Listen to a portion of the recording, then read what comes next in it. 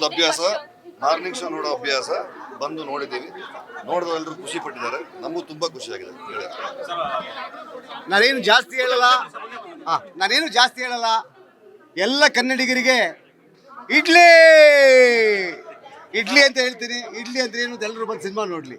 ಇಲ್ಲ, ನಿಜವಾಗ್ಲೂ ನನಗೆ ಆಡಿಯನ್ಸ್ ಆಗಿ ಸಿನಿಮಾ ನೋಡಿದಾಗ ಯಾವುದೋ ಒಂದು ವೆಸ್ಟರ್ನ್ ಸಿನಿಮಾ ನೋಡ್ತಾ ಇದ್ದೀವಿ ಅನಿಸ್ಬಿಟ್ಟು. ಸೊ ನಮ್ಮ ಅಂದರೆ ಒಂದು ಯಶ್ ಚೋಪ್ರಾ ಸರ್, ಒಂದು ಪುಟ್ಟಣ್ಣ ಸರ್, ಒಂದು ಇಂಗ್ಲೀಷ್ ಫಿಲ್ಮ್ ಪ್ಯಾಟರ್ನಲ್ಲಿ ಸಿನಿಮಾ ಇದೆ ಅನ್ನಿಸ್ತು. ನಿಜವಾಗ್ಲೂ it's a very beautiful love story.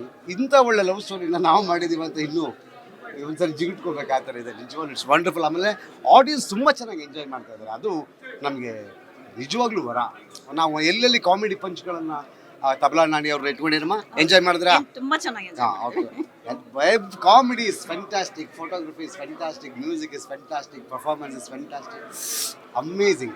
ಎಲ್ಲರೂ ಎಕ್ಸ್ಪೀರಿಯನ್ಸ್ ಮಾಡಿ. ಯಾರೇ ಪ್ರೇಕ್ಷಕರು ಮಾತ್ರ ಮೋಸ ಹೋಗಲ್ಲ. ಟಿಕೆಟ್ ತಗೊಂಡು ಒಳಗಡೆ ಬಂದವರು ಯಾರು ಮೋಸ ಹೋಗಲ್ಲ. ತುಂಬಾ ಖುಷಿಯಿಂದ, ತುಂಬಾ ನೆಮ್ಮದಿಯಿಂದ ಹೋಗುವಂತ ಪಿಕ್ಚರ್ ಮಾಡಿದ್ದಾರೆ ನಮ್ಮ ನಾಗಶೇಖರ್.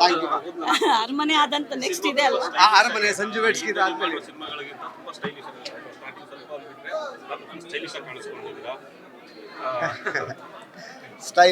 ಸ್ಟೈಲಿಶ್ ಪಾತ್ರ ಕಿಡಪದ್ದು. Okay, everything. ಏನೇ ಮಜಾ ಇದ್ರು, ಏನೇ ಸಂತೋಷಗಳಿದ್ರು, ಏನೇ ಅವ್ರ ಶ್ರಮ, ಅವ್ರ ಪ್ರೀತಿ. ಸ್ವಲ್ಪ ಏನಂದ್ರೆ ಥ್ಯಾಂಕ್ ಯು. ಆಡಿಯನ್ಸ್ಗೆ ಕನ್ಫ್ಯೂಷನ್ ಇದೆ, ರಿಲೀಸ್ ಆಗಿದೆ ಅಲ್ವಾ ಅಂತ. ಖಂಡಿತ ರಿಲೀಸ್ ಆಗಿದೆ. ನಮ್ಮ ಕರ್ನಾಟಕದ ಎಲ್ಲ ಚಿತ್ರಮಂದಿರಗಳಲ್ಲಿ ಬಹುತೇಕ 200 ಥಿಯೇಟರ್ಗಳು ರಿಲೀಸ್ ಆಗಿದೆ. ದಯವಿಟ್ಟು ಬಂದು ಈಗಲೇ ಎಲ್ಲ ಸ್ಕ್ರೀನ್ನ ಬುಕ್ ಮಾಡಿ. Thank you so much.